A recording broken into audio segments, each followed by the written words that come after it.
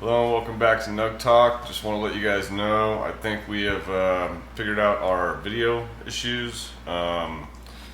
This episode, there is going to be a period of time during part one where there is a video issue, and so you'll just see kind of like a photo for a short period of time. But going forward, everything should be solved, and we appreciate you guys sticking with us.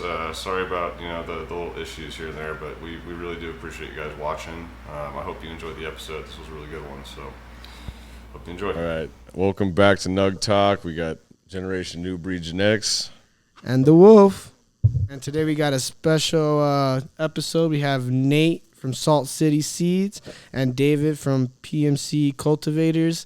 We got Nate, who's a commercial grower. He used to run Veritas. He met David through the Seed Masters last year. They're partners in a new operation they got going on in New Mexico. Mm-hmm. And then we got David here. He just won 2023 Best Personal Grower. He's a veteran, has some combat experience there. And welcome. Appreciate it, man. Thank you guys for having us on. Yeah, thank you. Thank you guys for making the trip. Yeah, we're stoked to have you, man. Of course. There's nobody else we would have made the trip for sure. Hey, shout out, my dog. Let's go. Well, welcome to Nug Talk, where we talk about the Nug and the journey of the Nug and what it does for you and how you got to where you're at now. So we'll start off here with you, Nate. When was the first time you got introduced to the Nug? When was you smoking? Ooh, dude, I was kind of a late bloomer, honestly. 8 years old. 8 years old? No. Yeah. That's not late. Hella late bloomer. No, after high school, like 17, going on 18. Oh. Okay. Yeah, I didn't smoke in high school. I was a skateboarder. I Hell hung out with a yeah, lot dude. of people that smoked, but I just didn't for some reason. We did need to skate. Yeah. But yeah, I came from that community, so cannabis was always around. All my homies were smoking it. For some reason, I didn't want to try it at that time. I think it was because I grew up with like a single mom, and I just didn't want to bring any extra problems home than what I already brought home. You know what I mean? There's enough on the table for her. Yeah. Not gonna overload my mom. Yeah, and then once I was kind of on my own, I was like, bro. All right, bro. Like, I think I can dip my toes. And then once I tried it, it was on from there. I quickly started to sell it so that I could afford having good weed. You know, back in the day, when you're just trying to budget it out, like how many eights can I sell to still be profitable, or at least get a re-up, Most of the time it was just smoking for free. Oh, 100%, 100%. Do you remember, so you said you always was around it. Do you remember like what, you said you're already older. Was there someone like, hey, bro, when are you going to fucking smoke this shit? Or you're smelling it and you're like, man, pass that shit over here. Let me see what the fuck we got going on. Like, I was a manager of a movie theater in Utah called the Megaplex. So shout out to anybody that worked there with me. People have worked with me in a lot of different spots, man. But they kind of turned me out, to be honest. A lot of the people I was working with were like, you need to try it. And once I got drunk for the first time, because I didn't drink until after high school either. Wild. Yeah, wild, huh? Like, I tasted alcohol. I could have gotten drunk. I just didn't. I have no clue why. Maybe that was a better choice in the long run. I don't know. Had I kept listening to that guiding light, would have saved a lot of stress and struggle. I wouldn't be who I am today. But I got drunk for the first time and hated that. So then I hit up all the dudes that have been smoking weed. And I was like, all right, I think we need to try it. And the first time I ever smoked it was out of a soda can with holes punched in it, bro. Hey, clutch. Emphysema. Yeah, bro. You're bringing back memories, dude. Mesothelioma. Yep, it was up on a mountainside in Utah because it was hella legal there at one point. It's pretty romantic, at least. Yeah, so my first introduction, it was nice, Pop can, probably, I don't know what soda it was. Hopefully a good one. Hopefully it treated her well. It was a Budweiser and shit. Grape Arizona.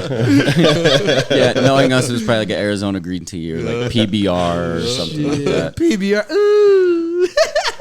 But no, once I smoked it, I pretty quickly started to seek out genetics that were different because there was a really big difference. Like most of Utah had terrible weed for a high price, but for an even higher price, you could actually get something that was pretty dope coming out of here. This was in like the 2009, 2010 era, so a lot of train wreck was what I was selling in the beginning. What else? A lot of the rhinos. Some of the cheeses were still coming through. The UK man, cheese. I miss that those shit's cheeses. so fire. UK cheese, Grand Blue cheese. All the cheeses Bring for a minute. those That back. Exodus cheese was really good too. Yes, sir. I ain't seen cheese in a minute. A lot of your That Dulce de Papaya had a little bit of that cheese smell. Yeah, man, I I smelled miss it in that that cheese. jar and Like, shit. I remember this one guy when I was living in Mammoth that was selling to me. He had some cheese, and it had like it was blueberry notes with like cheddar. And you're like, what? That's that Sharp Grand Blue cheddar. cheese, yeah. Fuck. It's fucking dank, man. That's fire. That's amazing. Yeah, I miss some of the cheeses. I kind of am into that for sure, trying to chase those weird terpenes again. Yeah. You know, some of the stuff funky that shit really you're made like, us- "Ooh, Yeah. What is that? Let me come back at that. Like, Yeah, you didn't know if you wanted Brush to your smoke teeth. it or Yeah. like throw up. You know, you're like, oh. which is crazy too, cause like, not to interrupt you, but my boy used to have a strain, or we used to get packs back home in Miami, and one of it was called Vomit. Yeah. Vomit, and you would The bag open of it puke. and it would smell like fucking vomit. Oh god, it's rancid. Okay, I'll take 2 ounces. I'll take two. I'll take a QP. Yeah, Yeah. let me get that. What's up? Yeah. Let me get the whole birdie. It's crazy because the more strains we smoke through, I find that you remember the ones that were weird like that more. Oh, Everything for else sure. kind of starts to blend together after a Tastes while. the same and shit. Yeah. All that candy. You're chasing those like the shit that I mean, look, like especially coming from a commercial perspective, we're chasing the kind of shit that like it's got bag appeal, it sells, but sometimes you run into something and you're like, man, this is ugly, but I love it. Yep. You know? Yep. And it's just finding a place for that in a commercial setting. Or that's the nice part about having the genetics company is you can offer those kind of things to growers that might not be under the same conditions as us. Exactly, your parameters, so that they can just go for what they want in terms of smell and taste and high, and instead of like having a weight or bag appeal be a box that they need to check. Yep. Yep. That's true. But yeah, once I started smoking in Utah, started selling, I got in trouble actually in like 2010.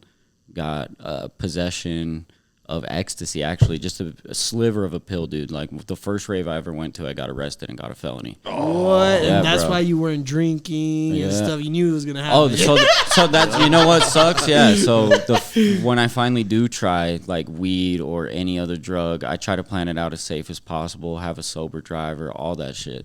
Still end up with a felony. So then right when I did like selling and smoking weed, I got cut off by the state basically. So I was on probation for like 3 years and I would still sell weed. I would still be around it, but I didn't smoke weed for 3 whole years straight. Fuck that. That's when you were stacking that No bread. way. Yeah, Yeah, it was all Sorry, profit. wait out. No extras for me this time. Yeah, pretty shortly after that, like I got off probation and I actually worked for a school district at one point, bro. I went from being a felon to a social worker basically at a school district. Like outside of my botany experience, my whole job has been social work or retail. Oh yeah. Or I even worked in a juvenile jail. Like I was straight up fed, kind of at one point. Wild, The wild white Rick to think Ross. about. Yeah, yeah, wild to think about. Shout out to all the students Ross of the and Grow Gang. everybody. Yeah, For real. yeah. So, thank God, another combat veteran, kind of like how David's a veteran. He was my best friend's dad, who's basically my dad. He allowed me to cultivate some plants in his backyard in Utah, which was wildly illegal. Yeah, back then, like even today. Yep. I mean, where's Utah even at? It's Sure. yeah, it's not worth. Probably I mean, further it's back than cooler. Texas is shit. Yeah, I mean they have a heavy cap on licenses. They can't grow things or produce edible. Like all the edibles have to be the same shape, have to use the same mold, no matter what the distributor is in Utah. Like weird stuff you got to jump through. But they're weird about alcohol still, so that's not surprising. Yeah. Yeah, that's crazy. But once my friend's dad let me grow, and it was just some dude. I grew an autoflower outdoors still, like a feminized pack. I think it was bubble gum from Nirvana. seeds back in the day or something like that. That was the first one. How'd that come out? I mean, at the time, I thought it was $1 million. I got the best. Yeah, I thought you said this was indoor. Yeah, it smelled more like outdoor. Dude, I thought it was. I was pretty. Like, thank God I was that stoked about it, and I caught that passion big time because, it wasn't as great as everything else. Dude, ends up being. But for the first time, I really didn't have any issues. You know, and it's funny, I say I don't have any issues, but I didn't even know what I was looking for. You know? So it's like... Had Mad Frost. Not PM, Mad Frost. Mad Frost, bro. Just coming off the circular patterns. At the time in Utah, that might have actually been $1 million. It was better. It was comparable to what I had gotten or paid a high price for. But yeah, that's kind of where it all started, and I had to leave Utah as quickly as possible, which is what brought me out to Colorado. To chase the nug, right? To chase the nug, dude. Yes, and sir. I didn't know Salt City Seeds was going to be a thing. I had a goal to eventually breed, make your own strain. Yeah. Before you even know any of this, you just have these weird goals that you set for yourself. Thugs. And Nug thugs. Yes, sir. And I started from the bottom, probably like you guys did, like making $13 an hour for out in Greeley. Nature's Herbs and Wellness out there, or High Plains Strains. Yeah, making like $13.50, working in greenhouses where we had to pull our own light depth tarps with ropes. God, it wasn't automated. Damn, yeah. Every day in the morning, every day Dude, at strong wind comes and just blows the whole thing into the razor wire. Jesus. Yeah, or onto the highway. So if it somehow bypasses the razor wire that is worse to pull out of, then maybe the MED gets a call that a tarp flew onto the highway, so you're freaking out about that. You're like, oh my God. And then we had it's the only grow I've ever worked in that had a graveyard shift because of that. Damn. Nothing was automated in the greenhouses and shit, so you were turning off the lights, fucking this. Did you have the one with the chains on it? And then the chain, you'd pull the chains and they'd roll it up. The water, no, not even that nice. For the tarps. Wall? No sidewalls could come up. No, like I'm talking a black tarp with standard rope, and half your team, you'd have to have a lot of labor there based on the lack of tech.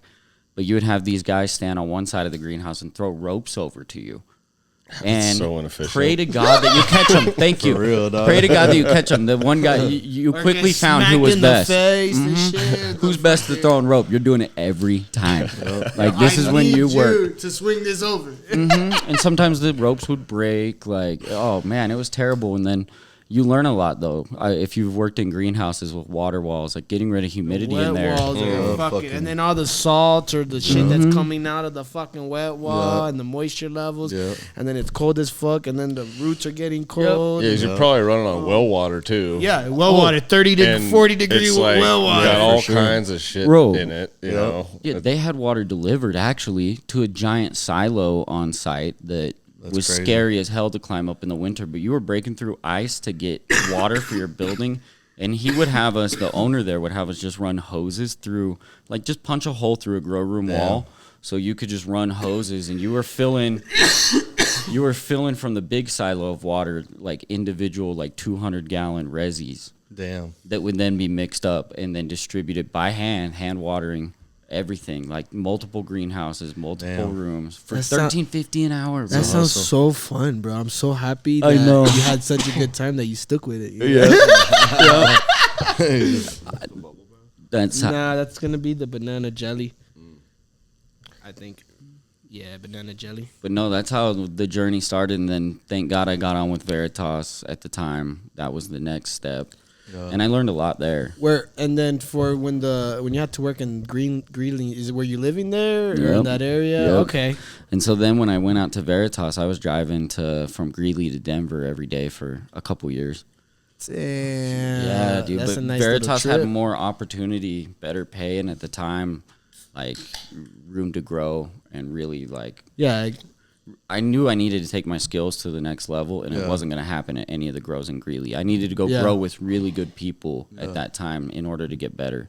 Oh, 100%. What was it like getting in there and, like, I'm assuming, Veritas big money. They probably had some advanced facilities. What was it like making that shift from, pulling tarps to? Oh my! It was Disneyland.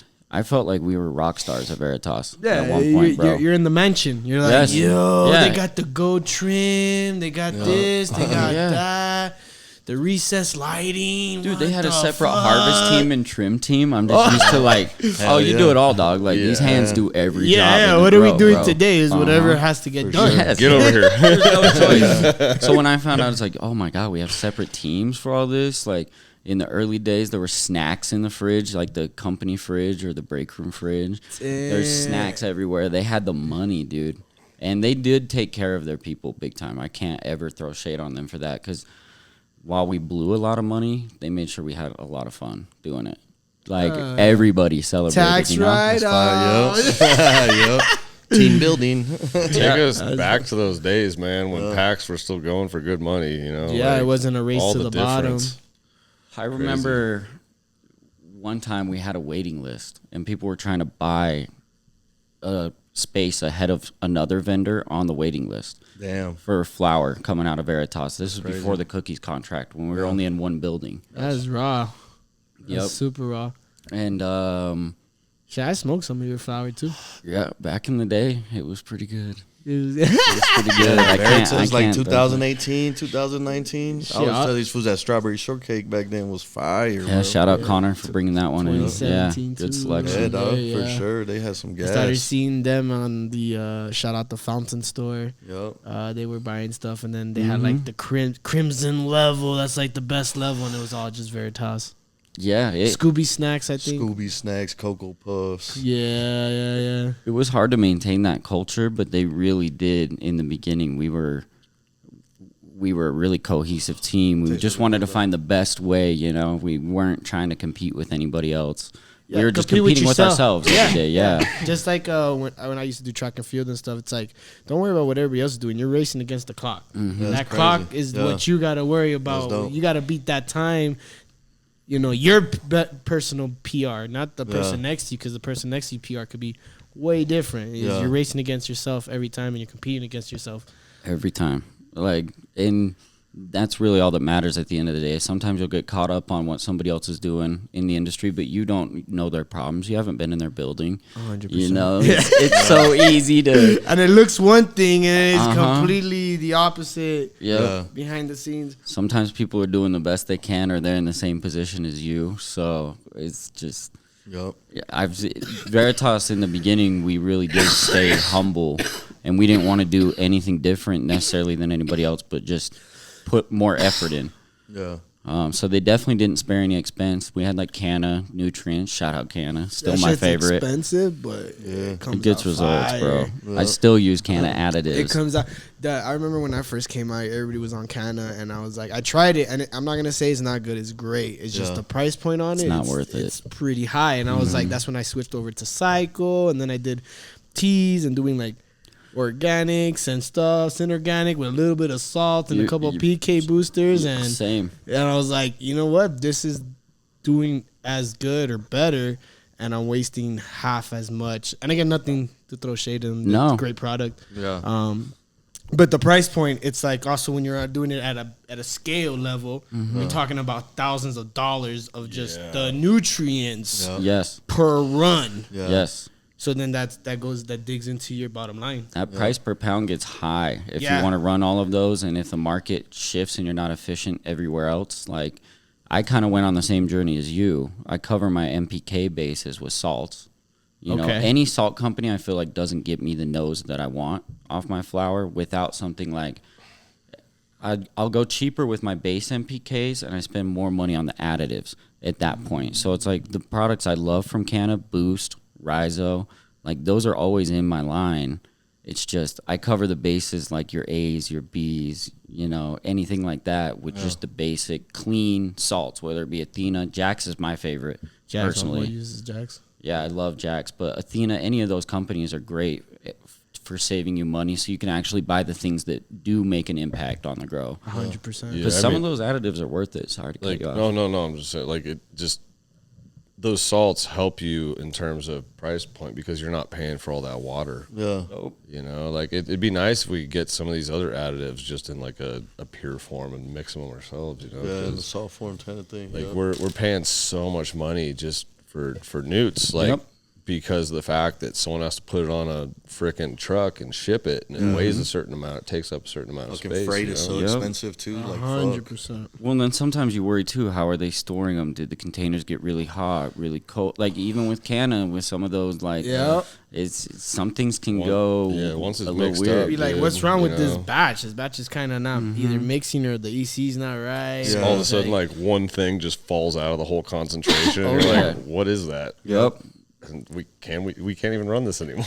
No, yeah, and it really, and I don't know if that ever necessarily happened. It's just a thought that I always had. You know, when you're always thinking about every little thing that could potentially go wrong for you, even if it doesn't. And you're troubleshooting. Like you see a problem in the grow, you're like, okay, like what is this? And you're like, it's not this, it's not this, it's not this. But like also, what the fuck's going on with my newts? Exactly. Straight You up. know? And finding those little things, I think, is the hardest.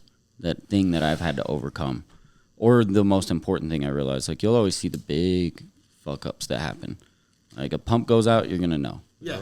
You know, some lines are messed up, like somebody doesn't do work right, like lowers or defoliation. You can see that because you have other people to compare it to.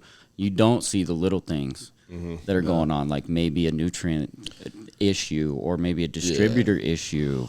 Or little things that you would have never thought. Snowball into then become the big issue. It's the paper cut thing. You got to have a good enough team. Like you want fresh minds that you can mold into good growers. But then you want some veterans that can see the things that nobody else sees, and that's why they're around. Yeah, Like, they got they the catch experience. all the They've little seen things. it so many times where they're like, "Oh, this little leaf curl that I'm seeing here, this is a this. All right, I gotta go back and flush, or it's a high running EC, or I gotta add a little more cow mag." And it's something that you see before it starts to dig into the bud or into the plant, or it's too far gone. Yeah. You know. And then you have like a really good grower like Poppy, that I Poppy's name from. He'll go back and teach newer people like this is why, like we look for this. This is how we catch this. So we're not only like having veterans in the grow, but we're creating the next generation of veterans too, which a lot of people don't do. Yeah. So it's And like the right one's gonna come and ask you. You know what I mean? Like, what is it I need to know? What is it I need to do like to be successful? They're gonna show you that passion and shit. and some people aren't that open about it. You get some personalities in the grow that maybe they're nervous to speak up or say something, but once you go to them and you realize like the more eyes that you have that are like yours looking at everything, the better. Oh, 100%. Like your staff should all become you one day. Yeah. You know? In a great good leader, world, right? Yeah, for sure. In an ideal world, like you need to have a staff that's ready to go in case expansion happens. How do you put more of you in an area if you don't already have a lot of little U's in your grow? You can't force passion on people, but you can certainly hire it. Yep. You know? I feel like I would rather have a no grow experience, but somebody who has strong work ethic and character. Like you can't teach those things. Yeah. I can teach you how to grow a plant. I can teach you how to cut clones. I can teach you how to make seeds. I can't teach you to have good work ethic and be honest and have integrity where we can trust our buildings to somebody. When we're not there, we know it's treated like how we would treat it. And they hold themselves accountable as well, and they're not always trying to point the finger to someone else. They're like, "Oh, well, My bad, this I is fucked up." No, You know? we're accountable I as a messed team. up. What can I do better? What can we? What's the solution here? Yeah, straight up. To me, too, I don't consider a mistake happening in a grow, honestly. And if it doesn't hit the end result, like if you catch it quick enough and you're like, oh, I accidentally mixed up this resi wrong, like we get so repeatable that some people might mix resis wrong all the time and not catch it. Yep. The second you catch that and you come and confront it and we get rid of it, was it ever really a problem? Like, yeah, we lost out a little bit of money on nutrients, but what if we wouldn't have caught that and fed that to the plants? Yeah. You know? And then the plants won't show any indication they got fucked up with that Oh, bad resi until it's until a almost week too later. late. Yeah. Till you're on the second res. Till you're on Yeah, another and you're res like, oh already, shit, wait, what's going on? We've all flooded. We've all made a mistake. We all could have done better things. You know what I mean? I flooded a tank 3 days ago. Yeah, me too. It still happens. Me too. It still They all supposed to happens. come out here. Shit, Like- so bad. So Oh when you my see new God. growers and you get frustrated because we're all stressed, Feel you know your what I pain, mean? You my bring boy. a new guy in, he needs to new guy or girl. You bring them in, they need to get with the program quick. Yeah. And Quick, sometimes fast, you and in a put hurry. the wrong expectations on them in a way, and you got to take a step back and be like, shit, I still spill a couple resis a year. I overflow, Yeah. you know, Yeah. and I feel like I'm pretty on point. But we all start somewhere. Yeah. They're probably nervous too, you know. Like Exactly. coming in, like it takes you a while to get like comfortable. Shit, I remember my you know? first time. I was scared to ask anything. Like I was scared to even. I couldn't even touch the plant. Dude, Now you go in there, you filling up nugs, smelling it. Back when I first time in there, I was like, nah. Like, can I ask the head grower, hey, can I touch this? Dude, I was, Yeah, Is go ahead, it grab cool? it. I was a Yeah, trimmer yeah. afraid to touch the bud. Like, you know, you're going for your first trimming job. You're like, I can touch this. Fucking first You know? default and shit, first defan and shit. Yeah, and they're that's a oh, nerve fuck, wracker pull 'em. right there. Yeah. That tells me the personalities on the table are similar though, because that's something strong with like the team of guys that you saw at our table and whatnot. We really respect each other's spaces. So it's like, yeah, if you're not the veg guy full time, when you walk into the veg guy space, like, how do I work in your room? Like, this is your house. Yeah. Like, how should I move through this to be most efficient? What's your system for this room? Yeah, well, how you're doing it, let's keep it in order. Let's respect you because you work really hard in this, and sometimes we don't realize how hard. Like flour will blame veg. Like having separate teams are weird. If you got like a veg guy or whoever that's on their own or a couple people, they always think that flour has it easier and vice versa. Oh, for sure. Well, it's always that expectation where, like, bro, I gave them the good plan and it didn't come out the way I wanted, or vice versa. And so they want to blame someone else. And it could be even something that neither of them had a hand in at all. At all. There's a computer fucked up and it's throwing out the light when it's not supposed to and nobody's sleeping there.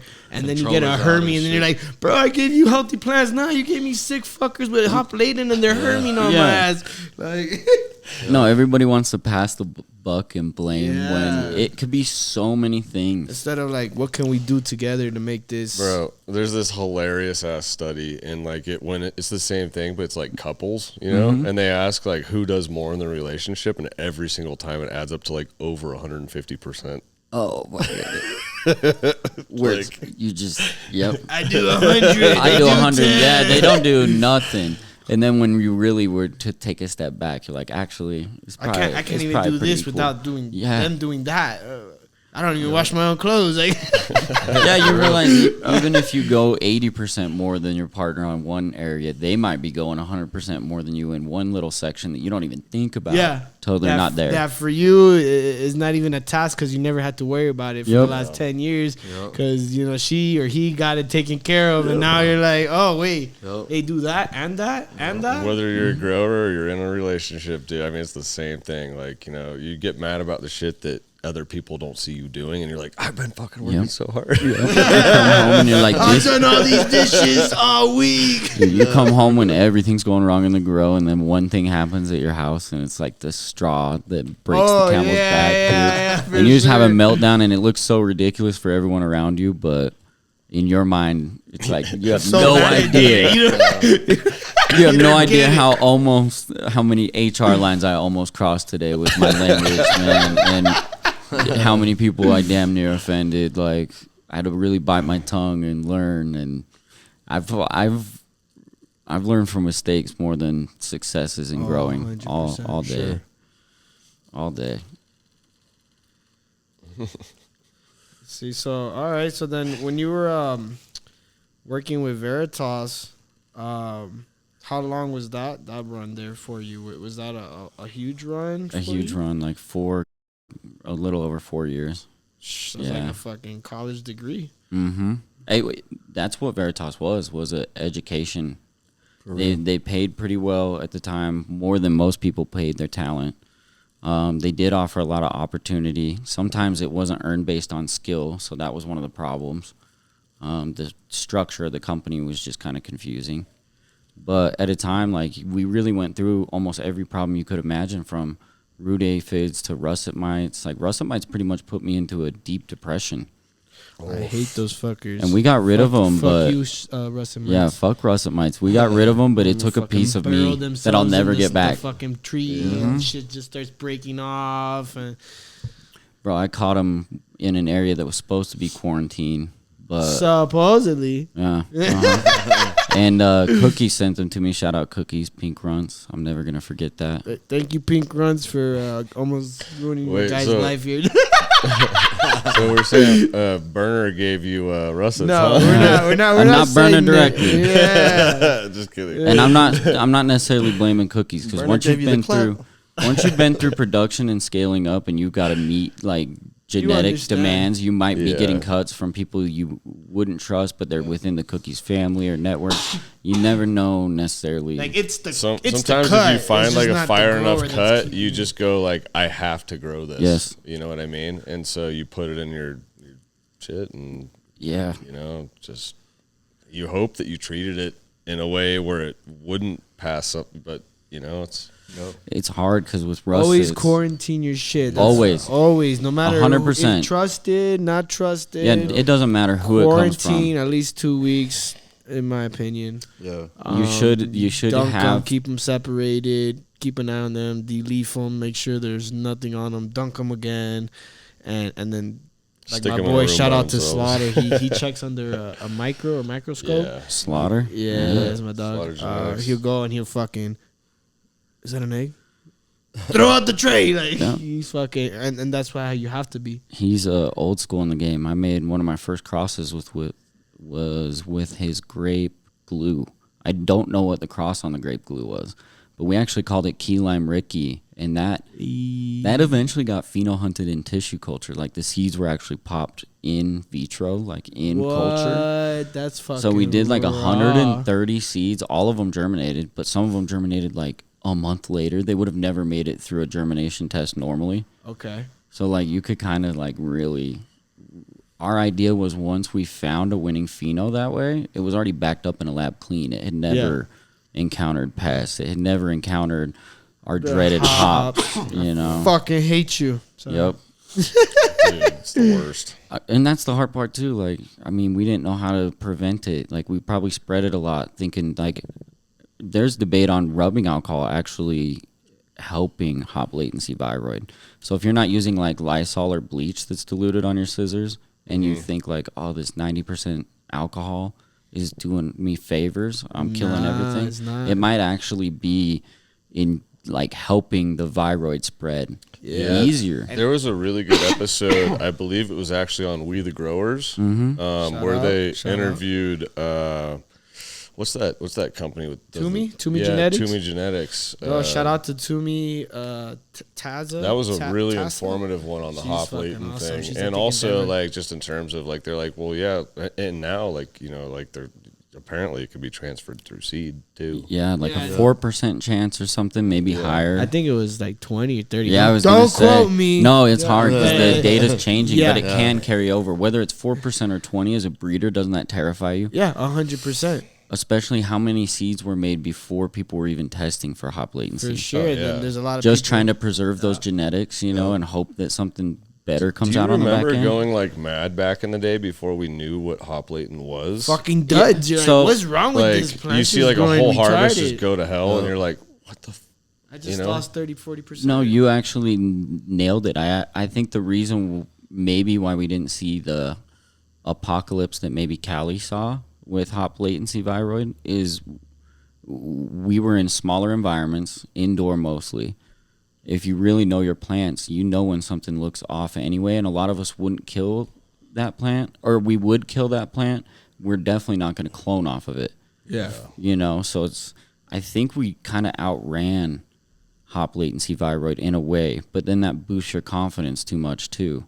Where like everything's good, all these plants are hitting. Now we're back in. and shit. 'Cause- I've seen a cut that had major hop problems, and you just clone it back to health. Kind of like with tissue culture, you know, like you're getting that Exactly. newest growth, but like when you're looking for those cuts, we always save the healthiest looking mom. Like when we're Always. transplanting, we're like, that's the best looking plant in the whole group. That's the mom. And we're only taking cuts off the tops. We're never gonna go down to the bottoms or anything like that. It's new growth, new heads. We take a good portion of it, solid cuts. I think a lot of us out here, since we already kind of went in with those ideas and those good practices, that I think helped. Honestly, we were seeing things before we would test. I guarantee if we would have tested some of the plants we were worried about, we would have found something. Oh, 100%. And I think too, we're at the level where 90% or a huge portion of the genetics or plants out there may have the viroid. It's just at a very low like threshold. Viral load or threshold, the viral load that we all learned about during like COVID kind of and stuff. Exactly. So, because like I've tested it with Toomey, and they do, I think it's a PCR test, and it's like a graph, and then there's a threshold, and if it passes the threshold, it's positive, but if it's under, it's negative. And there was some that came out negative, but there was the threshold was kind of there, yeah. There was a line underneath that line. So maybe it's undetectable right now. Yeah. That's what I asked, and they said it's a possibility that it's there, and sometimes certain stresses may up the viral load, or it has such a low threshold that it'll stay negative. It's almost like not resistant, but it's not going to be affected. I think you can relate it very much to like a cold sore, in the sense that it's in most of these genetics. It's just that if you keep them healthy, it's not going to pop up. It's not going to express. Something you do is going to aggravate. Because even if you bring it out, you're even if you do the tissue culture, right? You're just taking that newest growth off that meristem or whatever, you do it again and again and again. Still, like, is there like the tiniest? I mean, maybe you can get rid of it, but like, is there just the tiniest little, And if you don't get rid of all of it and then spend all that time on tissue culture just to go put it in a terrible environment. Next to more, I'm back. Right? So it really doesn't make any sense. What I've learned is environment.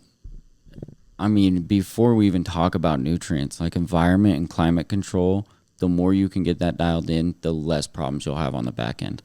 100%. And sometimes you can't dial it in these Denver buildings, so you got to make do. But that is budget for more IPM treatment. You have to do things different based on that. In a perfect world, if you can control that solves a lot of your problems. Like you said, you can kind of stave off the stress that might bring out a viroid faster. So maybe you get more out of that cultivar, where sometimes in commercial production, if you can outrun it while a cultivar is hot, and keep it really healthy. Get what you can out of it. And protect your other plant stock from getting it, then realistically it might be worth it to run until you see problems. I know that's scary. Yeah. But when we don't have a lot of choices in Colorado and we got to do what we have to do. Yeah. Like, this is not ideal world. Like, this is not my dream scenario. I didn't think we would all have to even see these things, But when you have to make choices, when there's all bad choices to make and you have to make the best bad choice, which is what we're faced with, then you got to start thinking about little things like that. And it is just something you have to prepare for, and it's a reality we have that other people don't have. Dude, I mean, you spend so much time. You hear the stress in everybody. It's a laugh, but it's a sad, depressed laugh. If you only knew. And then after your college degree in Veritas, yes. What like where we at there? Is that like 2018? 2019. Yeah, let's see. No, because the pandemic, I went through the pandemic with Veritas. Okay. That was 2020. Yeah, 2020. So start even of 19 to 2020. maybe just a couple years I've been gone from Veritas now. I've fought until the end for it, for sure. And a lot of the people with Salt City Seeds, like, that's more of a people company. Like, I meet people like you through that. It's a way to highlight the really good cultivators that I worked with at Veritas that didn't get that highlight.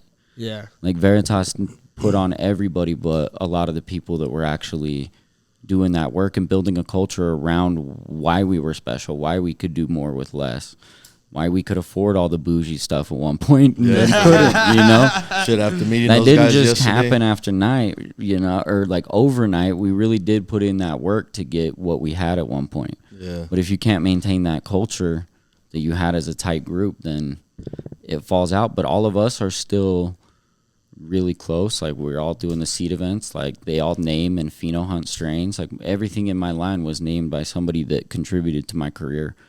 Oh yeah. Yeah. So Teamwork makes the dream There's work. some dogs over there for real. It's really important, man, to like, really. There's this disconnection between the customer and the guy growing it, and the guy growing it never gets seen or anything. You know what I mean? So I think if we're gonna change this marketplace into something where people actually like understand what goes into it, you have to make the grower visible. Yeah. You know? And I think if you want to demand value for a product, you have to show customers why it's valuable. That's who the customer wants to know. That's who the customer wants to meet. That's who the customer wants to see at a pop-up. They don't want to see a marketing person. They want to see who put their hands on this. Who's the farmer? Yeah, I'm at the farmer's market. Who's the farmer? Who did this? You Who's know? the artist behind this? And I want to kill a team. Like, I want the best marketer paired with the best, the person that understands the grow the most. Yep. Like, you need to be able to link people up that might not. They start with the person they're familiar with, get handed off to the person that can really speak to the brand and the culture. Because I think we do rely on each other big time sometimes. 100%. But I think a lot of growers at this point are starting to see that and take over. Because I mean, look at what we're doing right now. We're representing ourselves and what we're doing, right? Like, even you guys doing your own thing, right? You're doing your right. You guys put whoever's the grower, you put your logo. So for Stone Street, I've got like a little slide on the side of our jar labels where it has each of my guys on it. Yes. Like, if you're working here, then I'm not just like we're building each other's brands. Yeah. You know what I'm saying? I'm building you, you're building me. It's like an artist with a recording label and shit. It's like an artist with a recording label. Like, this is who I'm fucking with. This is the but team. he's got his own brand too. Like, and we're all pushing each other. We're all pushing. Exactly. There's no like ego where you're better than me, or no. We're all pushing each other. Yep. We're all wanting each other to do the best work. Yep. Steel sharpens steel. Yes. For real. The better people you're around, and it forces us, because we do have a competitive nature normally with ourselves. But when you get down on yourself and you go over and you see like your homeboy just fucking going through some of the same problems you are, but still putting in that work, you're like, oh, I gotta, like, I'm slipping a little bit. You might not say it to anybody, but in your mind, like, you're like, oh, he wouldn't tolerate that. You will like, have that conversation with yourself, like, oh, and I'm at the same fucking level. Yep. Even better, So for sure. I gotta keep pushing. I can't be, Sometimes when I want to phone it in or something, it's like David wouldn't do that.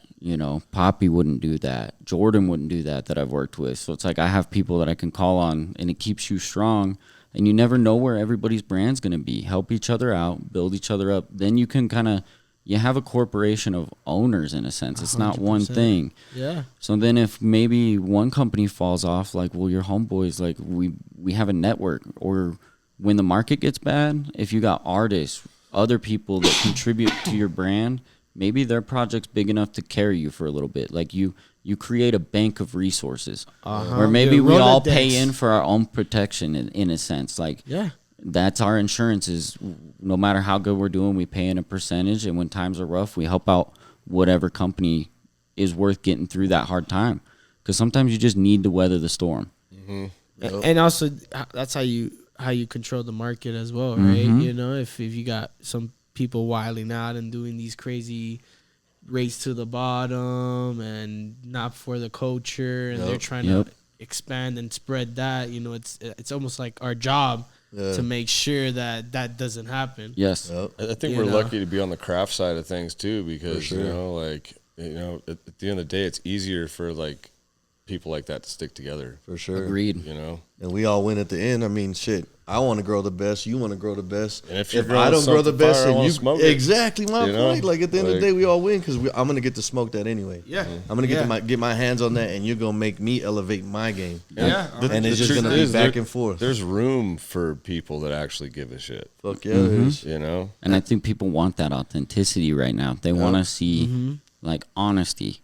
You don't need to throw a product that, like, the product should speak for itself. The people should speak for the product. Yeah. That's it at the end of the day. And I think people are looking for something that's just honest in all forms, where they don't get it these days. you're being influenced all the time. 100%. So it's like the people that actually will meet you face to face, that put on the growers. Like Salt City Seeds wouldn't work as well as it did if it's not for David and PMC. Because I can make fire genetics all day. I claim that I make them for commercial producers.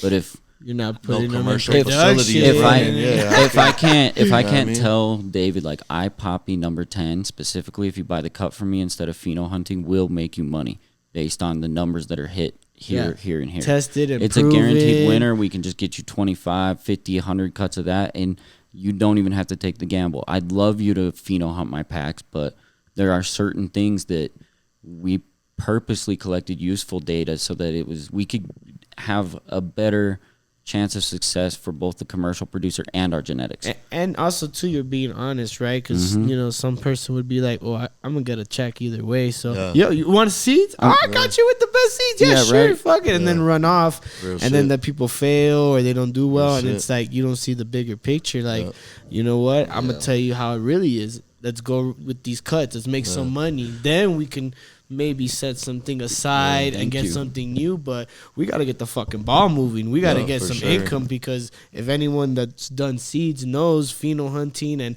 finding and selecting, you're talking about almost a 2-year project. To do it right. To do it right. And then to ask a commercial producer to pop a seed pack for 2 years, or to wait to then collect the check, they may not be around in 2 years. The market is volatile. It's crazy. My biggest blessing was just having producers that ran my genetics and actually tested them. Like, we made a partnership where money wasn't exchanged. It was, I need data, you need genetics that perform. Let's see if it works with one strain. If it works with that, let's keep hitting it. This is like, we can actually put something to our packs. Like, I sell for $25, but there's a lot of research that goes into it, because I don't feel like an F1 is... Like, if you're going to pheno hunt that, like, you're going to spend way more money and time, and you might find a Poppy 10, you know? You might find one of those, but in an F1, I feel like you're going to get way more value for a $25 pack of F1s. But now, if we're on F8, F10 of iPoppy, that might be worth more money. No, for sure, because how many times did you have to bring it back and solidify certain characteristics? Exactly. So then to narrow down what it's gonna come out of those seeds. No seed is ever exactly the same at all. It's like fingerprints. You're not gonna get it. But you could have similarities, and you could put in all the work, where now they don't have a guessing game. Now, if I pop this many seeds out of these many, I'm gonna have a percentage of that are gonna hit. They're gonna hit those metrics, and now it's more about nitpicking in terms of certain notes, certain environments that it does better in. Exactly. You know? So you're collecting data basically on each of these crosses or whatever, and then you're able to basically go to the customer and be like, "Look, this is like what we've seen in it." That's super respectable. Yeah, I can go to a commercial producer and tell him, "Please don't waste time on my seed packs." Not that I don't want you to rep that, but I want you to go in with a guaranteed winner. Like, make money off some of these genetics. You need to be successful for us to be successful. Genetics are not, as you know, bro, breeding. Like, you spend more money and time, like you already said. Like, and we don't get a salary from this. Yeah. And a lot of the breeders aren't, like, not calling anybody out, because fire is fire, and making seeds is good no matter what. Yeah. Like, do it. Start breeding. Everybody does. More seeds, the merrier. But when you've been in the trenches and you've seen a lot of cultivars come through, we've popped a lot of packs where we don't find winners to check all those boxes. And sometimes you pay a lot of money, not only in the pack, but then all the resources. Oh, yeah. We forget and that. Time is of the essence. It's so easy to not see it. Like, you're like, there's an open tray over there. Okay, we'll just pheno hunt there. But, like, meanwhile, you're spending newts and electricity and everything else. And then maybe you can't even sell any of it because it's all trash. At that point, you almost force yourself to keep a keeper because of the investment that you put in, when none of it was worth it. And then you're just stuck with another shitty genetic. Exactly. And then eventually you're like, why did I keep this? You know, it's, why are we running this, guys? and I think that turned off a lot of commercial producers to seeds, and why we've seen the clone thing explode, because we just can't take a loss anymore in Colorado. Like, David's a little bit more flexible in New Mexico with that market, but like, if you're gonna plant something and you're not gonna make money off of it, that could be the difference of not being in business anymore out here right now. Yeah. His shit's really the first thing that I got like in my garden and shit that wasn't from a seed pack. Okay. Like I So got you straight were breeders cuts from him, mostly- and that's what okay. turned me on to, because I was gonna run his seeds anyway, but he was just so adamant and forward and confident about his shit, and his shared the same passion. Like it was a no brainer for me and shit. It's like I gotta run this shit. No, and also I feel like, bro, with that keeping it a buck, Yeah, being hey, all the way. Yeah, it was real. let's Came do, up real. let's do like the that. cuts, and then also too, like with UC, And it was a $25 pack. It's not like he's like saving me $300. yeah, You know what I mean? yeah, Like, no, it's nothing crazy, yeah. but he came 100 all the way from This the is beginning. this It was is like, the hey, right let's way just- to let's do it. just You get do it what you cracking want, from the but beginning. this is my yeah. from my experience Yeah. and running commercial and knowing. Let me help you because it's gonna help me and Yeah. shit. And I'm like, shit, that's real, dog. Like, And there's not that many people out there. nah, like that. hell They would have nah. been like, "What, you want a CPAC? I got you." With this Literally, That's literally, ain't never How had many? a breeder do that ever, Hey, bro. was it- I've Yeah. traded, Yeah, traded just cuts with take other one. dudes that don't even send them, bro. Like, they take your cuts because Yeah, you traded and they don't even they're like, send "Yo, them. they're not ready." Yeah, You're like, "This one's nah, ready. I'll bro. just send it out of good Fucking faith." year later and shit, they don't even just stop responding and not like, Nah, come on, man. yeah, nah. No. Definitely a lot of Yeah, it's shady a lot shit. of shit like that. So that stood out to me because I had never seen that, or I hadn't really seen much of that type of shit in the beginning. You know, like usually it's always you gotta have your fucking your antennas up because people Your you guard gotta up feel and it you're out. like- Yeah, you gotta read people. You like overworking yourself trying to get to see if you can trust this person. Like, and Testing then when they them just and come up with you shit. from the beginning, like, hey, dog, like let's just do this. I'm like, And it's genuine. yeah, and I'm like, genuine. shit. we got to bring ethics back. There's a Yeah, whole reason woo! we're sitting. There's a whole reason we're sitting at this table is because we've seen what happens when you forget that. Yeah. In Colorado. Dude, if you're doing shit like that, we're not fucking with you anymore. No, Nah, hell no. no, because it's too big of a risk, and we're all on the line. We have to respect where each other are.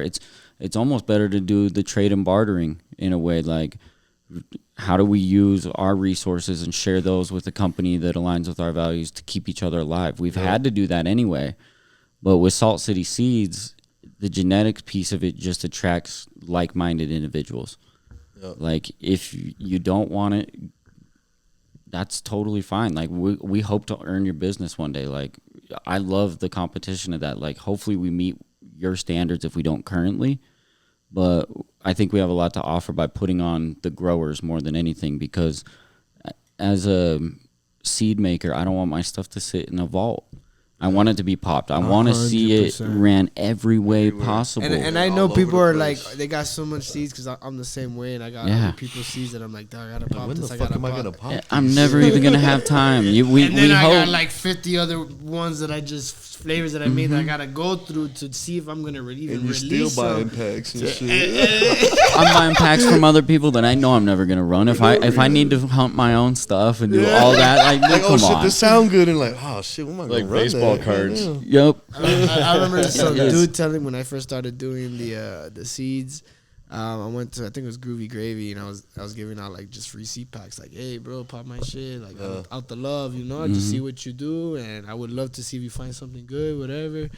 And I went to give it one dude. He goes, bro, he's like, nah, I can't, bro. I'll be honest with you, I'm a breeder, and I'm backed up for the next 10 years. And he goes, You get it. and he's like, I don't even want to disrespect your seeds because I would never pop them. And I was like, thank you for being That's honest, actually dog. really Thank nice. you. Yeah, I somebody could- else can use I them could and give pop them to some, quicker. and then I gave Yeah. them to some other people that were out there. But he was being honest, and then in my head too, I was like, I never heard that. And he told me, he goes, bro, because I told him I breed. He's like, buddy, don't worry, one day you're gonna be in the same position. And he like walked away, and I'm like, Hell yeah. he's fucking right. I'm in that Right, position yeah. this day. Like, Yeah, for real. Those people, you'll always remember that. Like, those little things, like, that's what I want to put on. Is it takes an army to get a strain to market. 100%. Like, I'm sorry if the trimmers don't love working with my plants, if the harvesters don't love working with my plants. Like, I was in PMC with David, like, bucking down, seeing how his team works, like what genetics are gonna best fit this team,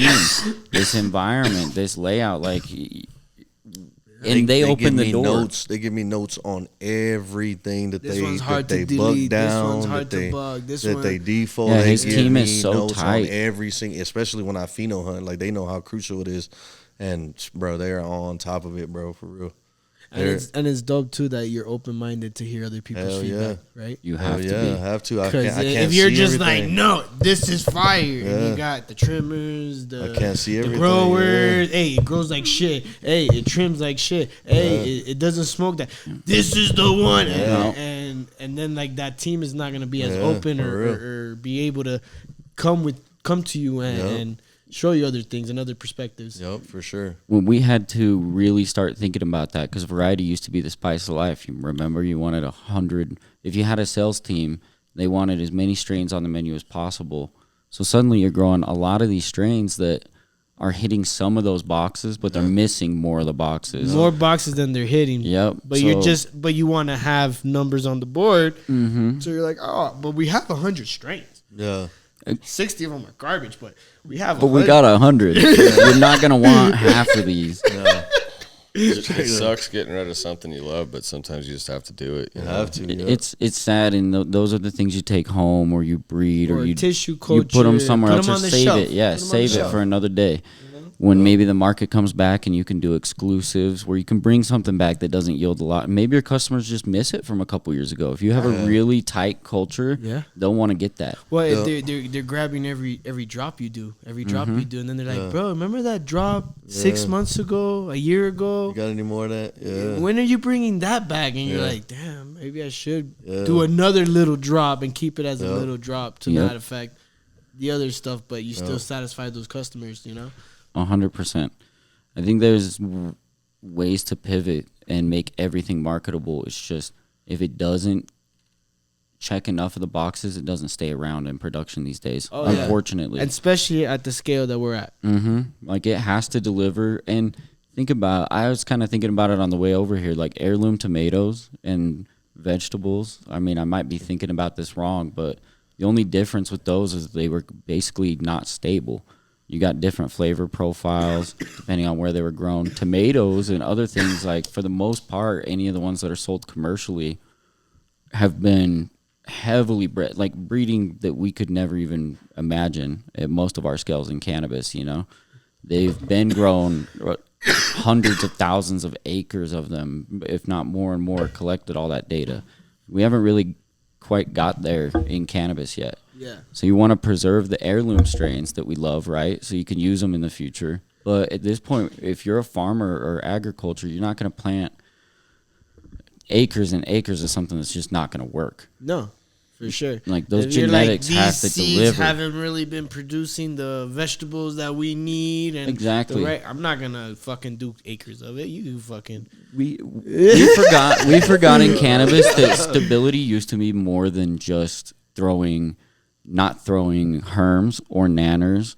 Like stability meant like there was one or two phenotypes you're gonna find out of 1,000 seeds popped. Yeah, like it is so it's either dialed leaning in here or leaning there, but that's like you're gonna if you're offering genetics, like it takes like 10 years to make a new tree seed that had to be dialed in, and they sell it for pennies on the dollar compared to what we ask for the seeds, but it delivers the exact same fruit all the time in every climate. It's always the same flavor, so it's like they make money in numbers that way. Yeah. So maybe seeds will make it into a commercial setting one day when commercial producers such as you guys on the commercial end, when you can pop a seed pack confidently and get one phenotype out of all those seeds, maybe two. Yep. And I've seen that too a lot where it happens. The people go with the female seeds and stuff like that. That they'll buy bulk female seeds, and then they're all kind of similar in a way, and then they use that for like outdoors, and then do concentrates, and they all kind of fall. There's a place for everything. Yeah, for sure. If you can find a way to make it profitable, like I'll never hate on autoflowers, feminized. Like I grow regular seeds, but that's just because I prefer working with that. Yeah, it's just lack of skill on my end to be able to deal with the variables of autoflowers and things where I'm really trying to stick with a line and stabilize it. Yeah. So it's hard. Like the more I start venturing off into feminized or autoflower seeds, it's just I'm chasing ghosts. Like I'll get addicted to all of it, and then maybe I'm putting out good packs, but I could be putting a lot of work into one line, Yeah. And I'm hearing a lot more about autoflowers too, and how people are using autoflowers to cross them with photo period to lower flowering time. You can speak on this. David has some so of like. those. I got 3 in the garden. They were done by Gas Reaper Genetics back in the day. He released them under Ara Genetics, and he had 100 packs of each one. Each one came with a serial number and all that shit. And it's cross autoflower, and he says that a first generation cross is the furthest you can go with that, because once you start going into second, third generation and stuff, They start becoming more auto than anything. So I have one right now: Nuclear Sunset, Grape Drank, and Clientele Kush, all crossed by the same mom, which was Chemo, and it's a GMO cross South Bay Bestie, which South Bay Bestie is like a 3-part chem. That fire. Yeah, and that Chemo is the autoflower. So then he put on the Grape Drink, it's like a Sea Junkies ice cream cake put on top of that. On the Nuclear Sunset, it's his Sunset Sherbet, and on the Clientele Kush is his Kush Mints. Okay. And all those finished like. Shout out JBZ. Yeah, shout out JBZ. Shout out. Yeah, man, and all those finished like Nuclear Sunset, depending on what you're trying to do to it. Like you want to plump up the buds and stuff like that. It's going like 55 days, maybe the most. But like Grape Drink, Clientele Kush, they're finishing like 42, 45 days, bro. That's like wild.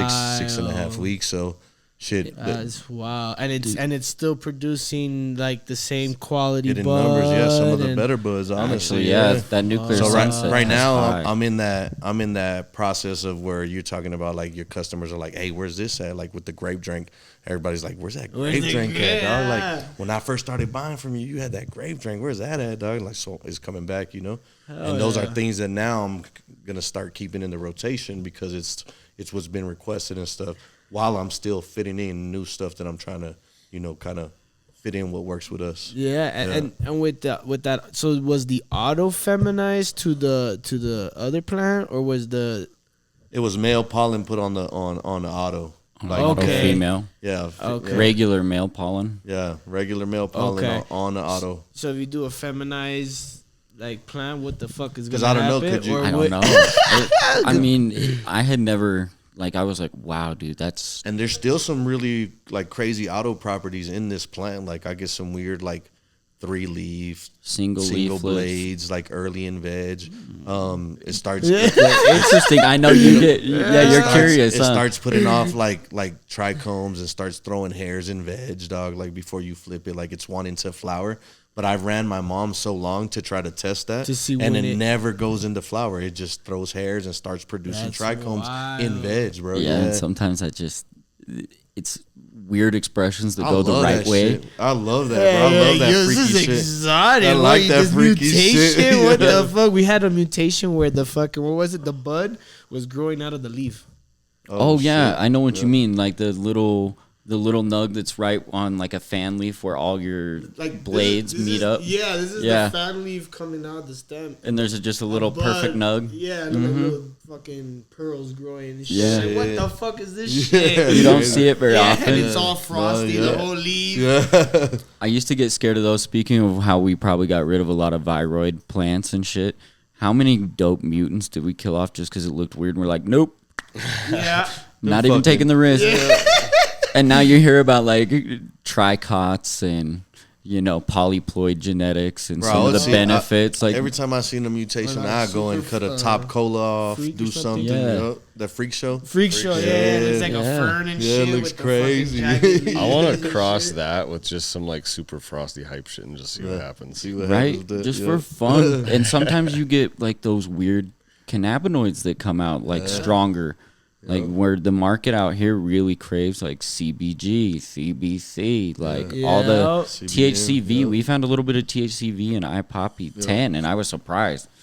You're like, okay, Yeah. even better. Like, I was fucking- like, I told you it was the keeper. Sweet. Yeah, like when we hit that, I was like, okay, I wasn't expecting that at all. But like when you see the actual results, it was nice to kind of see the combinations there. But like my banapple tart strain, the apples and bananas cross, yo, you want some mutants. You want some weird stuff.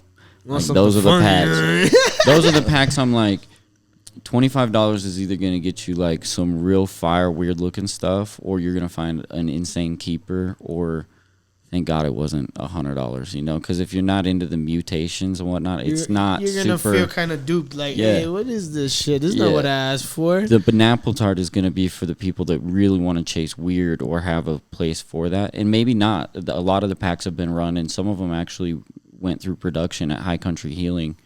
And some of the phenols were great. Yeah, High Country Healing's done me so well. So shout out to those guys. Like, definitely check High Country Healing out if you haven't. Joe the other day, a good dude. Yeah, Joe took care of me and David. Like, they treat people like family, bro, for sure. Shout out. They put on breeders in a good way. Like, I think grows, if we can partner in that way where we can give them proven winners and they give us just a little bit of recognition. Yeah.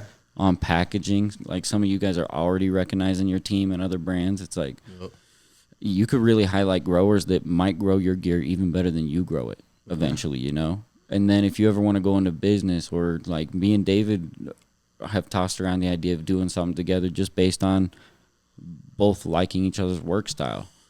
Like, if we help each other succeed, like, we can create a network of success. Oh, 100%. And also, it's those relationships where then, like, you find another keeper. Now the new thing, and you're like, bro, I just want to give it to them because they've been so good to me, and we help each other out. Hey, look, on the house, just try this one out.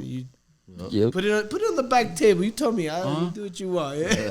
Thanks to PMC, that is Salt City Seeds marketing budget. Like, let the producers market through there instead of me spending hundreds of dollars. Like, yeah, you might not get a bunch of free lighters from me, you might not get the most wild packaging, but I want to give you as much value as possible and really just show you these things in action as much as I can. And without David, without High Country Healing, without PMC, like that, we wouldn't even be a blip anywhere without that. Shout out. Yeah, so it really does take producers like you're running your genetics. You know, you have a pathway to, like, let it be seen.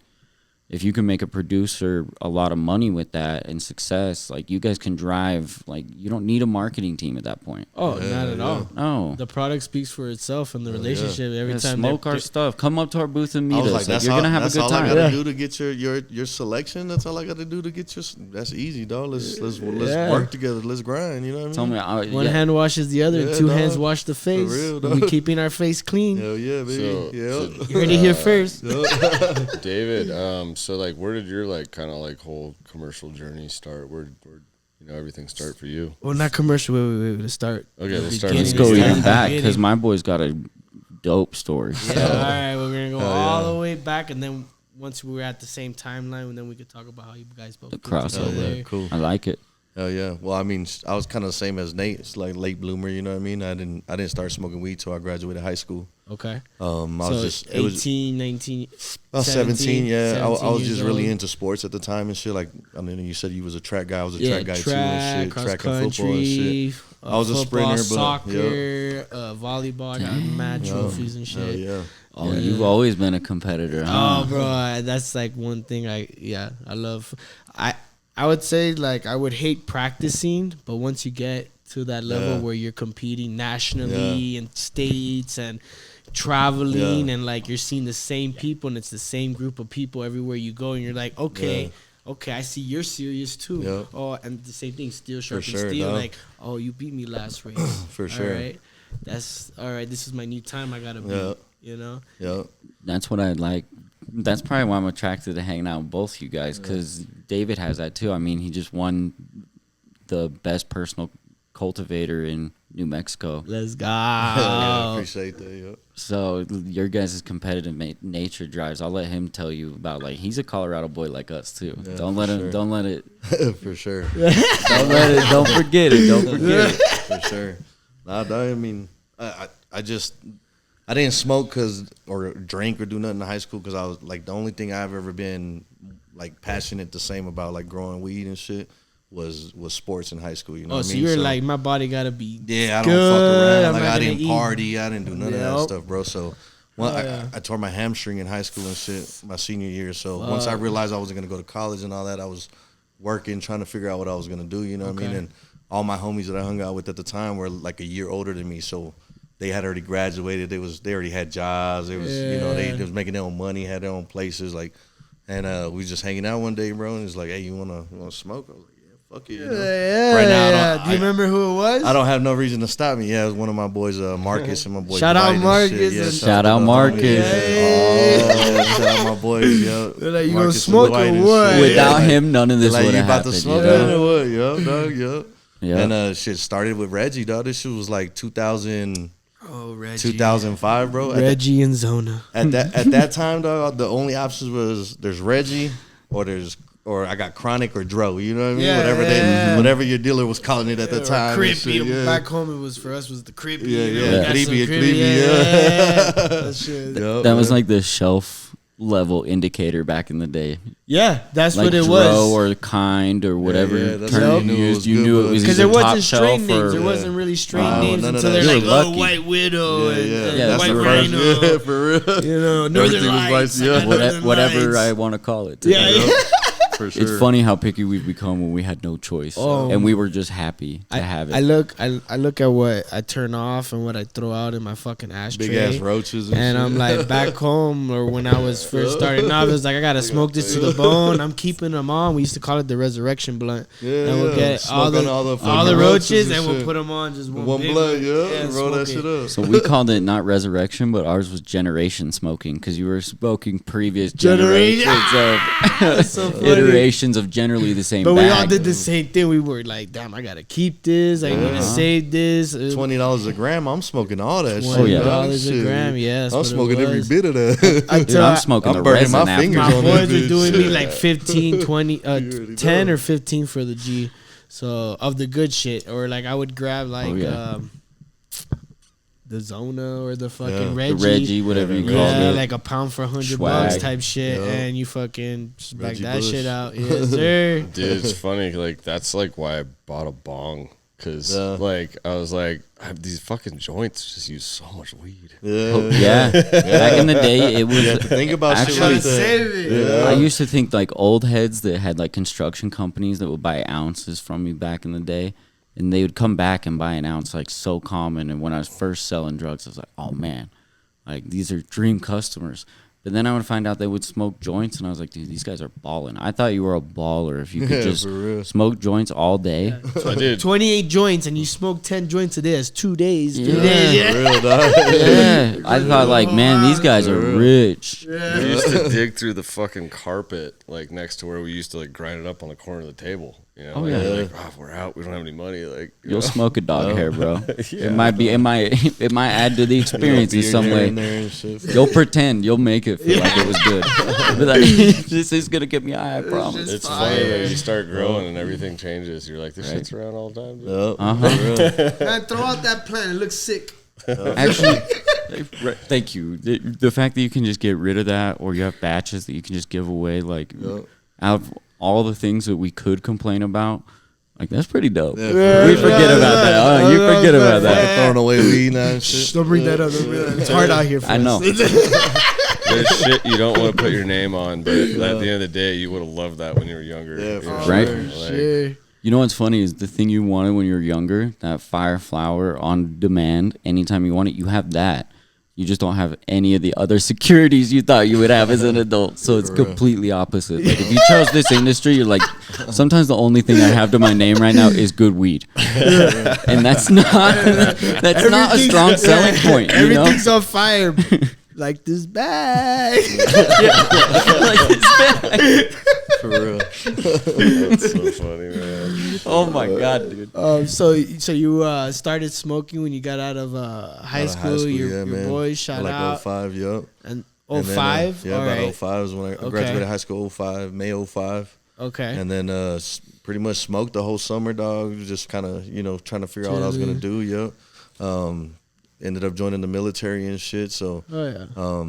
joined the Air Force, you know what I mean? Thank you for your service. Appreciate that, man. Yeah. And fucking, Yeah. ironically, I went into fucking military police, so I was security forces in the Air Force. Okay. So yeah, man, and first base to go to Spain, bro, and fucking still smoking. You know what I mean? Oh, Like, so I was when I was you're still smoking. I was still kind of shit, blazing. You know what I mean? Spain would probably get some Moroccan hash. That's exactly where I was going with it. That's all they would do, bro. Like That's my the landlord. best hash I've ever had. Oh, Shout out yeah. to Straight up. Morocco. Yeah, we Shout love out. you, Some Morocco. guy from Spain was at an event, and I told him that, and he's like, "No, the best hash is whatever you use. This like the weed you use." I go, "Nah, bro, I don't know what the fuck they're using, but that Play-Doh that is dark on the outside and light on the inside, dog, for sure. And it like has that nice melt, and you it can burn it bubbles with the lighter, and it oh bubbles. my god, bro! I don't know what you're doing. I don't know what Shout it out is. Morocco. Keep it Shout up. out, yeah. Bring it back. Let's make it popular again. Yeah, I don't know how they're fucking doing it. I can't do it. 'Cause That shit was tried. crazy, bro. Like, You had shout the out fucking Southern straight from Spain the and store, shit. yeah. That shit was crazy. I didn't even know how to smoke it when I first got it, bro. My landlord's boyfriend, he was kind Worm. of, he was a radio DJ, and just one day we was talking about weed. You know, I told him how I smoked when I was back home before I joined and this and that, whatever. And he's like, "I can get you some." Yeah, So I'm like, yeah, well, you know, it's probably trash, but I tried. I was at a small base, so they weren't doing no drug test. They didn't have the resources to drug test out there. We're like okay. real small, bro, remote ass place. Okay. So dog, he brought it to me. Didn't know how to smoke it. Shout Dog. out to your boy who brought it. Yeah, I'm out not gonna there. say it. I'm not gonna say his name, but with that Spain, you know what's up. Yeah. He knows who we're talking about. Yeah, he knows who he is. But yeah, dog, he brings it over, and I'm like, "What the fuck is this? Is this dog?" Play-Doh? What the fuck Yeah, am I I'm like, supposed what? to And do? he's with like, nah. this He's like, we shit? mix it in a cigarette, and I'm like, Yeah. I ain't smoking no It's- fucking cigarette, yeah. dog. So I go and give me a Spliffs. black and mild, dog. I'll start freaking my black and mild and Taking shit. it Yeah. out and fucking breaking the packing it. hash up, fucking putting it in the tobacco, mixing it, repacking it and shit, dog. Like, fucking 2-3 hits, dog. I'm done, bro. Like, I'm lightheaded, done, bro. you feel warm. You're like, Bro, yo. dog.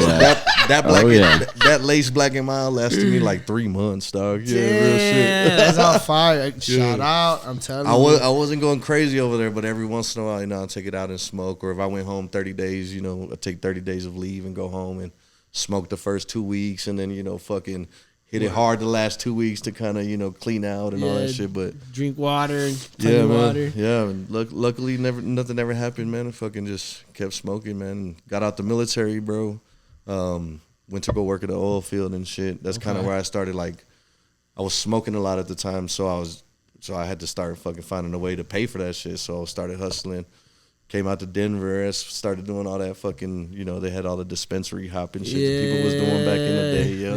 Yeah, And finally, I just decided to move, bro. I was like, you know, fuck this shit. I'm not gonna get caught up. And, Yeah, you know, I was like, if it's legal, that's how I felt like coming from Miami too. It's Yeah, like, man. bro, I'm gonna go somewhere where I look at the charges and like I could do a lot Yeah, more, and bro. the charges are a lot less. yeah, so, I'm in fucking Texas at the time. You know what I mean? So it's real bad there. And Oh, shit, nice. dog. Some Yeah, of so- those, depending where you're at, you don't have to say where you were, Yeah. but some of those cities are like backwards. I feel like you Oh, go yeah. into a Yeah, way little town backwards, and you bro, get a yeah. little dime ski on you, and you're Yeah. like, all right, 10 years, Bro, chain game. There's a city in Texas called Cut and Shoot, bro. If that tells you anything, dog. Like, come on. Do not, How is the do not name of stop. that? Do Cut not, and Shoot, Texas, bro. Like, are you serious? Yeah, do no. not get caught. No, keep it pushing, Yeah, yeah. you should Yeah, go so- around if you can. Yeah, man, for Yo, real. Texas, please. Like, Come on with it already, man. At the minimum, if you don't legalize, dude, when I moved out to New Mexico and learned that in Texas, a vape cartridge of any kind Is a that felony. has THC is a felony. Yeah. You know Or that? like a They- gram of they- rosin, you and- can have more flour on you and not get a felony. Yeah, they're not gonna heaven give forbid you got distillate. What is it? A promise to appear. Yep. That's a felony. They're gonna rope you. You gotta bond out. You gotta see a judge. Oh yeah, he's got to set the bail for you. Yeah, you might spend a weekend. Yeah, no. Lazy judge might not come sign your bail till Monday. Yeah. Oh well, I'm on vacation. I'm out at cut and shoot. fuck You know. yeah. For real. I spent the weekend at Cut and Shoot. Yeah. I'll see you Tuesday. I'll see you Tuesday. Yep. Oh man. So nah, man, got laid off from the oil field. It started slowing down. Got laid off, and finally I made the jump. Came out here to Denver and fucking kind of was trying to get back into the game, bro. Kind of get into the you know legit side of the stuff. So in the meantime, I went to culinary school just to try to get my benefits rolling in. Hell yeah. So you know I didn't want to go work a regular job and all that stuff. So Who I started. the fuck does, bro? Yeah, man. No. So I went straight to culinary school, dog. I started getting, you know, started playing around with growing and stuff. My first time growing, I tried DWC, bro, like Dewater culture, bro. God That shit, damn, I've seen bro. some of the best Shout out shit Rivers. Oh my that come God. out of Tony it. Buckets. Yep. Fire. Tony Buckets, yep. Yeah, Boulder. Buckets. Shout out Tony Yeah. Buckets, bro. But for me, I felt like that's like the one that you have to be the most on top of. Bro, I started with You that and I failed so bad at that. Yeah, It was the so water gets bad, too bro. hot. The res wasn't, Yeah, you bro, know, it you're was flooding so bad, shit. bro. A root rot. I had so much rot in that shit. Stem Yeah, rot, dog. Like, 100%. it was so bad, bro. The- I've seen it work. No, Don't get when me they wrong. pull it off, it's amazing. But I've you s- realize, what did it take for you to learn that, man? Yeah. Bro, that You are shit, worth every penny. Probably more than what they're 100%. paying you. And it's something that like you have to check so many bro. small Yeah, things dog. Everything. that it's crazy. And for me, like that's the one that's like the less forgiving, right? Yep. And then the least forgiving, Yep, and then for for me the sure. most forgiving would be like cocoa. Cocoa, yeah. You know, and then the middle is like living soil, where it kind of forgives, not really if it's Yeah. outdoors. You know, Yeah, No, for you real. always think it's going to be forgiving, but when you're not a soil scientist, like shout out to the people doing living soil right, So- the right the way. right way and balancing it and whatnot. Anytime I tried it, That shit was harder than a bitch. Yep, for real. it was always great. But if you don't have a good balance, you're right. Like Yep. it can be forgiving, but it can also be your worst nightmare. It's like a lifetime lesson in itself. Yeah, for real. It is. Straight up. That's why I've never grown DWC ever again. You know? Yeah, you're like, you know what, guys? There has to be a better way. Bro, I about quit growing after my first run and shit. I was like, nah, man. So I didn't grow for like 3-4 months. I didn't put nothing back Bro, in and the it's tent. depressing because that's happened to me where I've had a run where I'm like, I'm shutting business down. Yeah. This is fucking garbage. Yeah. And then like I get that itch a week, a month. I left all that shit up, There should be man. some shit I that left has it to all go up, up. yeah. I left it all up to kind of keep reminding me and shit. And one day, just my boy, shout out Dirty Scale Squad. He lives out here in Denver. Dolly, shout Yeah, out. he kind of just started pushing it again on me and shit. He was really into the genetics and shit, and Probably kinda give you started- some cuts or Yeah, some bro, shit. he Like, started man, trying to, stop, like- man, bullshit. he's Give like, some yeah, cuts. like fucking, like get cracking, bro. Like let's do this, you know. We both came from Texas, so we were just kind of passionate about that and shit. And finally, I got my break, bro. I moved out to Montrose, Colorado, and shit, Okay. Western Slope, and got on there. Sounds with like the mountains or some shit. Yeah, for sure. Out there by Ridgeway, Colorado. Okay. I got on with Shift Cannabis, entry level growing and Shit, shit. that sounds mad familiar. Dow Weenie Farms, yup. Yeah, brother gave me my first, my commercial legs and shit. Oh, yeah. Big ass, badass girl, bro. State of the art, everything. You know what I mean? Argus watering system, like Hell yeah. badass, bro. Like fucking. That's that industrial commercial. Yeah, bro. growing. 20,000 plants, bro. Yeah, 40,000 yeah. plants at a time, Like dog. that's You an know what I mean? older. That's a different brand. beast. Yeah. That's people that like Bro. also grow commercial tomatoes and. Yeah, Yeah, bro. that's it was an on a animal. fucking That's horse straight farm. up agriculture. Yeah. At that point. Yeah, bro. 100%. That shit was wild, and I hand watered all the veg, bro. Like, yeah, it was Hand water. I was the I was a Never again. I was the IPM guy, bro. Like it was. Yeah, you had to do everything. Yeah, bro. Everything. Well, there was badass motherfuckers in there, really. Like, that I kind of took little pieces and learned, but learning how to commercially grow was really something that To scale. was, yeah, bro. it's That hard. shit was different than like growing at the house and shit, dog. Like, There's, not even- there's no microclimates in yeah, that bro. tent. Nah, Fucking not at all, No. bro. Yeah, a tent will make you feel like the greatest grower Yeah, on the bro, planet. for yeah, real. yeah, I'm fucking killing it. All right. Yeah. Yeah. Put 50 more of those tents. Yeah, Move into a building real, in dog. Denver where like It's dilapidated. It's fucking 1960s and shit. Yeah, Black bro. mold everywhere. Yeah, You're like, what the fuck? We're supposed to grow in here? Yeah, for real. We're supposed to. What was this? Leaky Oh, this was ceilings. a mortuary, or they used to burn bodies, Yeah. and you're like, we could be in here. Yeah. What is it? For real. yeah, right. Like what was all sprayed in here? Yeah.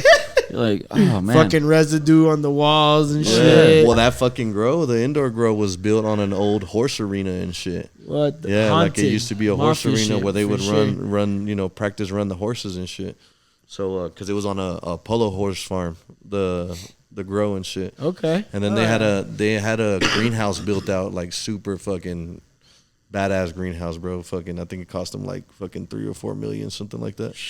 It was a badass. Those are the fun ones to It work was a in if you badass can get it. facility, bro. Like, Yeah. and I might be undercutting them for real, but Yeah, they're like this But, guy. They call us and shit on the fucking 4 million. That's a 22 million. Talk that fucking low ass number. Talk down on us like that. Don't hold us to our numbers, Yeah. man. Some of them. Some of them. Straight Other up. companies I can't be held to. Nah, man, they have a badass place, dog. Like, no, can't say nothing bad about the facility. You know what I mean? Fucking put the first plants in their greenhouse over there and shit. Yeah. And once they legalized down there in New Mexico, I'm originally from El Paso, so Okay. it was fucking no brainer for me to move closer down to there and try to get shit cracking for my own, you know. And started with this company that I met PMC through. Kind of was like a consultant with them, and they kind of were just they offered me to help them as leverage for them to get a cheaper price per pound from PMC. You know what I mean?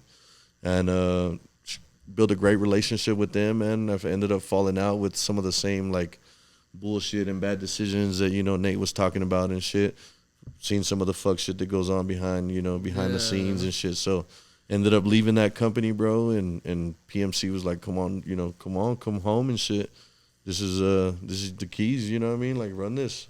Like, you done helped us out. Yeah, man, you done brought genetics in here. PMC. Yeah, shout out Scott Yeah. Byerly, bro, and fucking Kelly Laird. Shout Brother out, and shout sister out. owners and shit. Yeah, Oh, real. yeah, family. Bro, Yeah, they built- brother and That's sister dope. owners, good ass people, bro. For They real, built for a real. dream facility, like strain specific rooms, everything controlled from the get. Like Yeah, man. it's completely. That sounds so raw. So yeah, dude, it's Bro, it's Dream of that. Come man. check it Right? out. Come check I it told out, bro. you guys- Come check it out, bro. I try to tell David all the time, like, dude, people in Colorado, like, we've never seen this. And That was what's- a dream that I would have when I was at Dalwini. Like, damn, I wish I could run strain specific rooms, That's dog. Like, wild. really dial shit in. You know what I mean? And I wild. went over there and It's it was nice. already set up like that. I was like, damn. Yeah. Like, let's run it. You know what I Like, mean? it was Like, let's almost go. made or built by someone that had to be in the industry or growing to be like, hey, this Yeah, is dog, and the it way wasn't. Yeah, but here's the do crazy it. part. It yeah. wasn't. It was. It wasn't. dog. He's wasn't. a chemical engineer, bro, with chemical engineer though. his Yeah, background. Yeah, Yeah, definitely. really Like smart. Fields Labs, Yeah, you really know what I smart. mean? He understands Refineries, building bro, design. building refineries and shit like that, dog. That's Like, raw. those dudes, yeah, he knew what he was doing when he put that building together, man. It's the most perfect building for growing, built by a non-traditional grower. And Like, it's like Scott's a- a grower these days, but when he was building that building, like, Yeah. he was just as green to growing as Yeah, straight building up. design, and he Yeah, knocked straight it out up. of the park. That's Yeah, crazy, straight up. man. Like, my building was a storage place and a telecommunications company before it was. That's a grow. crazy. Like, Yep. It's rough, right? Yeah. yeah, we got to pull more power. Rough is an right understatement. now. Like, I couldn't run a microwave in one of my grow rooms without blowing up the whole building. Yeah. You know, That's crazy. Yep. Those Definitely not made for expansion. Definitely not made for fucking what we do. yeah. But that, I mean, pretty wild. really, it goes back to that owner grower relationship, bro. Like, cause he had really in him to be like, hey, come do your thing. Like, here's the keys. Like, you already shown me. You brought us yeah. good genetics. You done turned the place around. Like, come in, and do your thing, bro. Like, it's for a love owner and all faith yeah, and for stuff. for an and owner like, to really just believe in you like that and just really not question none of the things you're doing and really just be like, and then see the results and a be blessing. like, yeah, man, It's a that shit was a blessing. blessing, Blessing, bro. John. For real, for real. And it seems, honestly, it seems like you got kind of the same thing going on. You know what I mean? So yeah, really shout out to y'all and shit. No, we could talk all day about how perfect of an environment and how dope it is to have a PMC, but even seeing the kind of work you guys put in, like with a perpetual grow, you have to constantly be using a space. Yep. Like something has to be flowering. Like Yep. there's so many protocols you have to think about that sometimes when you get those dream buildings, it doesn't keep you as strong. So like you might not see a problem that you're used to seeing all the time, or you're used to looking for things like the planning. Like even in Denver where like, okay, the only time we have a stretchy strain, it goes in this area of the building. Any other time it's going to do us dirty. Yeah. Like, and you got to be on it. Like, Yep. And plan, like you're saying, like 5-6 steps ahead. Yep. Because by the time it comes out, it's that on a perpetual cycle. Like that came down this week. It's gonna be Yeah. ready this, so it's gonna be this amount of months. So Yeah. to have that exact group to line go, up, yeah. yeah. And for So- me, it's not like that. For me, it's like, okay, whatever I put in that room, I'm gonna make my room fit the strain that's in there. so raw. My light height, my fucking nutrient Right. strength, light intensity, Insane, huh? I think I'm gonna everything, about bro. to Like, bust. yeah, for real. That's how I felt the first time I went over there. and shit. it's so cool that like, and we get to talk about it in the sense of also like knowing your strain, right? So you're like, Yeah, oh, man. this is a little squatty fat bitch. So I'm gonna drop the lights Yeah, here, maybe hell pump yeah. more CO2 or maybe a little less CO2 because it gets too fat and Oh, the yeah. airflow and this Yeah, and that. for sure. And you could put all that shit, and then like I seen how Miami Mango does it too. Like he does it on, he puts it on a USB. So now you got a USB for every strain. So when you want to run a strain, you're like, oh, what is this? It's like a preset. Yup. Beep. Yeah. Must be so nice. I'm not Load a up, you just load up the settings into it, So yo. this concludes part 1 of episode 5. Part 2 will be dropping next Tuesday at 3 p.m. Appreciate you guys watching, and we'll see you there.